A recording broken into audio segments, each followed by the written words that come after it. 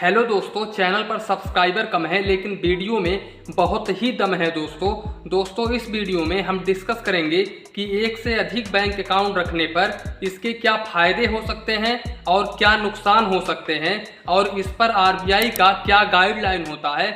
इसके अलावा दोस्तों आखिर लोग एक से अधिक बैंक अकाउंट रखते ही क्यों हैं, तो दोस्तों इन सभी पॉइंट्स को हम इस वीडियो में डिस्कस करेंगे। वीडियो को बिल्कुल भी स्किप मत करिएगा क्योंकि ये पूरा वीडियो मैंने बहुत ही स्टडी करके बनाया है। तो चलिए इसी के साथ में वीडियो शुरू करते हैं। दोस्तों सबसे पहले हम ये समझ लेते हैं कि आखिर लोग एक से अधिक बैंक अकाउंट रखते ही क्यों हैं। तो दोस्तों यहाँ पर काफ़ी सारे लोग ऐसे होते हैं जो ज़्यादा रेट ऑफ इंटरेस्ट के चक्कर में या फिर ऑनलाइन प्लेटफॉर्म जैसे फ्लिपकार्ट, अमेज़ॉन पर आप लोगों ने देखा होगा कि अलग अलग बैंक के अलग अलग डेबिट कार्ड पर छूट मिलता रहता है, तो जिसके वजह से लोग अलग अलग बैंक अकाउंट रखते हैं। इसके अलावा दोस्तों काफ़ी सारे लोग ऐसे होते हैं जो कि अपना घर बार छोड़ करके दूसरे स्टेट में जाते हैं काम करने के लिए, और वो जिस कंपनी में जाते हैं काम करने के लिए वो कंपनी उनके लिए सैलरी अकाउंट ओपन करके दे देती है, और जब वो कंपनी छोड़ने लगते हैं तो वो अकाउंट भी उसी टाइम पर वो छोड़ देते हैं, उस पर कोई भी ट्रांजेक्शन नहीं करते हैं। तो ऐसे केसेस में उनके पास में एक से अधिक बैंक अकाउंट हो जाता है। दोस्तों यही कारण होता है, यही रीजन होता है जिसके वजह से लोगों के पास में एक से अधिक बैंक अकाउंट होता है। दोस्तों अगर हम आरबीआई गाइडलाइन की बात करें तो यहाँ पर आरबीआई का ऐसा कोई भी रूल नहीं है कि आप ओनली एक ही अकाउंट रख सकते हैं। आप जितना मर्जी उतना अकाउंट्स आप रख सकते हैं। यहाँ पर आरबीआई आप लोगों से कोई भी आप लोगों के ऊपर कोई भी चार्ज, कोई भी जुर्माना नहीं लगाता है। आरबीआई का यहाँ पर कोई भी रोल नहीं है। इसके अलावा दोस्तों अगर हम फायदे की बात करें तो यहाँ पर दोस्तों फायदा आप लोगों को ज़्यादा नहीं होता है। जितने फायदे नहीं होते हैं उससे कहीं ज़्यादा आप लोगों को नुकसान झेलना पड़ता है। अब कैसे, मैं आप लोगों को बताता हूँ। जैसे कि फायदे की अगर हम बात करें तो यहाँ पर रेट ऑफ इंटरेस्ट में हो सकता है कोई बैंक अकाउंट्स आपके पास में ऐसा हो कि जिसमें आप लोगों को रेट ऑफ इंटरेस्ट ज़्यादा मिले। इसके अलावा कोई बैंक का ऐसा डेबिट कार्ड होता है जिस पर आप लोगों को 10%, 5% का छूट मिल जाता है, तो यहाँ पर आप लोगों को थोड़ा फायदा मिल जाता है। लेकिन अगर हम नुकसान की बात करें तो नुकसान काफ़ी सारे हैं दोस्तों। अब नुकसान क्या है वो सबसे पहले हम डिस्कस कर लेते हैं।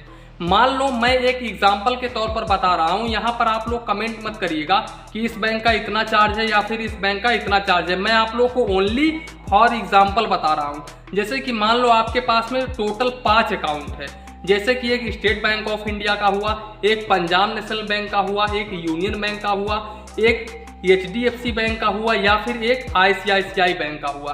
तो इन 5 बैंकों में से आप ओनली कितने बैंक यूज करते हैं? ओनली 1 या 2 बैंक यूज करते हैं।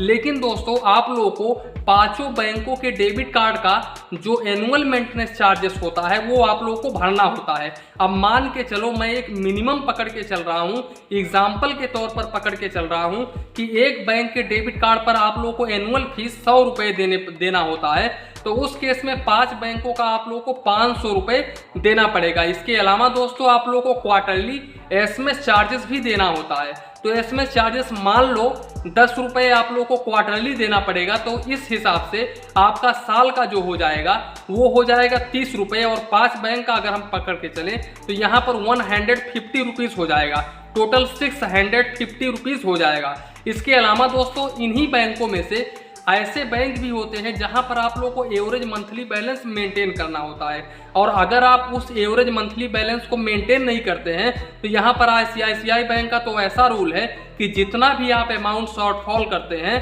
उतने अमाउंट का 6% प्लस GST आप लोगों को चार्ज देना होता है, और ये करीब चार्ज मैक्सिमम 590 रुपये तक चार्ज जाता है।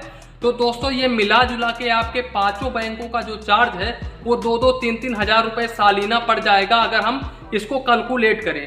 तो यही इसके नुकसान है दोस्तों। मेरा मानना ये है कि अगर आप रखना ही चाहते हैं तो मेरे हिसाब से आप ओनली 3 ही बैंक में अपना अकाउंट्स रखिए। अब आप लोग बोलेंगे कि कौन कौन से 3 बैंक तो मैं आप लोगों को यहाँ पर कहना चाहता हूँ दोस्तों, पहला आपके पास में अगर आप ज़्यादा पैसा है, ज़्यादा आप जॉब करते हैं, ज़्यादा आपके पास में अर्निंग हो रही है, तो उस केस में आप HDFC बैंक का अकाउंट्स रखें। इसके अलावा अगर आपके पास में पैसा कम है तब आप स्टेट बैंक ऑफ इंडिया में अपना अकाउंट्स रख सकते हैं। और दूसरा जो अकाउंट्स रखे हो दोस्तों वो रखें स्मॉल फाइनेंस बैंक में। आप लोगों ने देखा होगा कि काफ़ी सारे स्मॉल फाइनेंस बैंक अभी इस समय उपलब्ध हैं, जैसे कि AU small finance bank, Kotak Mahindra bank. तो इन बैंकों में आप अपना अकाउंट ओपन करवा सकते हैं। यहाँ पर आप लोग को रेट ऑफ इंटरेस्ट ज़्यादा मिलता है। इसके अलावा दोस्तों यहाँ पर आप लोग को एवरेज मंथली बैलेंस भी मेंटेन करने की ज़रूरत नहीं है। और इसके अलावा यहाँ पर अगर आप स्टेट बैंक ऑफ इंडिया में अपना अकाउंट ओपन करवाते हैं तो उस केस में आप लोग को एवरेज मंथली बैलेंस चार्ज आप लोगों को नहीं देना होता है। इसके अलावा दोस्तों आप जो तीसरा बैंक में अगर आप अपना अकाउंट ओपन करवाना चाहते हैं तो उस केस में मैं आप लोगों को कहूँगा कि आप ग्रामीण बैंक में अपना अकाउंट ओपन करवाएं, क्योंकि ज़्यादातर जो ऑफर्स होते हैं वो ग्रामीण बैंक में ही आते हैं। तो दोस्तों आशा करता हूं आप लोगों को ये वीडियो काफ़ी ज़्यादा पसंद आया होगा। अगर वीडियो पसंद आया हो तो प्लीज़ वीडियो को एक लाइक करिए और अपने चैनल दीपक बैंकिंग को सब्सक्राइब करिए। मन में कुछ डाउट हो, कन्फ्यूज़न हो तो प्लीज़ कमेंट करिए। धन्यवाद, मिलते हैं नेक्स्ट वीडियो में।